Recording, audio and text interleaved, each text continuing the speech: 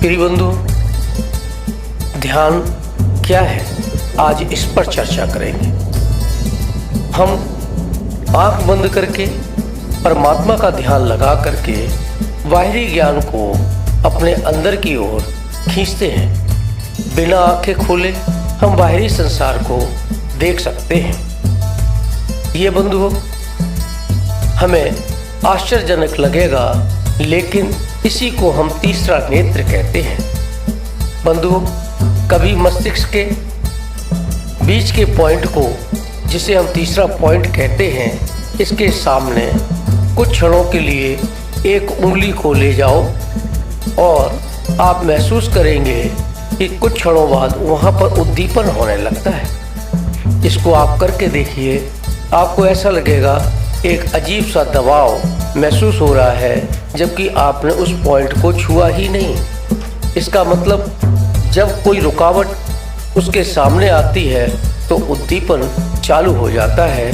इसका मतलब तीसरा नेत्र आपका कार्य कर रहा है।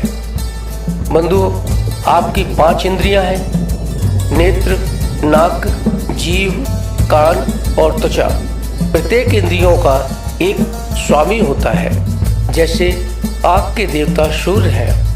सूर्य के बिना हमें देख पाना संभव नहीं है, अर्थात सूर्य की रोशनी जीवनदायी है। इसके द्वारा सभी जीवों में जान आती है, आंखें देख पाती हैं। इसी प्रकार से कान का स्वामी आकाश है, नाक का पृथ्वी है और जीव का जल है। इसी प्रकार से त्वचा का स्वामी वायु देवता है। जब आप आंखों को बंद करते हैं और परमात्मा का ध्यान लगाते हैं तो अन्य इंद्रियों के साथ तीसरा नेत्र कार्य करने लगता है और मस्तिष्क में मानसिक चित्रण बनने लगते हैं। आपके कार्य करने की क्षमता, सोचने की क्षमता कई गुनी अधिक हो जाती है। इसलिए ध्यान मुद्रा में हमेशा आंखें बंद रहती हैं। हमें जो चाहिए उसका मानसिक चित्रण करते हैं। बंधुओं, कई बार आपने देखा होगा कि बचपन में जब हम खेल खेला करते थे तो आंखों पर एक पट्टी बांध दी जाती थी और कुछ गिनती गिन करके 1 से 10 तक गिनती गिनते थे। इसके बाद बच्चे एक घेरे के अंदर इधर या उधर हो जाया करते थे। अब हमें अपने सेंस ऑर्गन के द्वारा, अपनी इंद्रियों के द्वारा उन्हें स्पर्श करके ये बतलाना होता था ये व्यक्ति कौन है या ये व्यक्ति किधर है, और हम बंद आंखों से उसको ढूंढ निकालते थे सिर्फ आवाज़ के द्वारा, कुछ अन्य इंद्रियों के जागरण के द्वारा, और यहाँ तक कि अगर उसका स्पर्श हो जाता था तो नाम भी बतला दिया करते थे।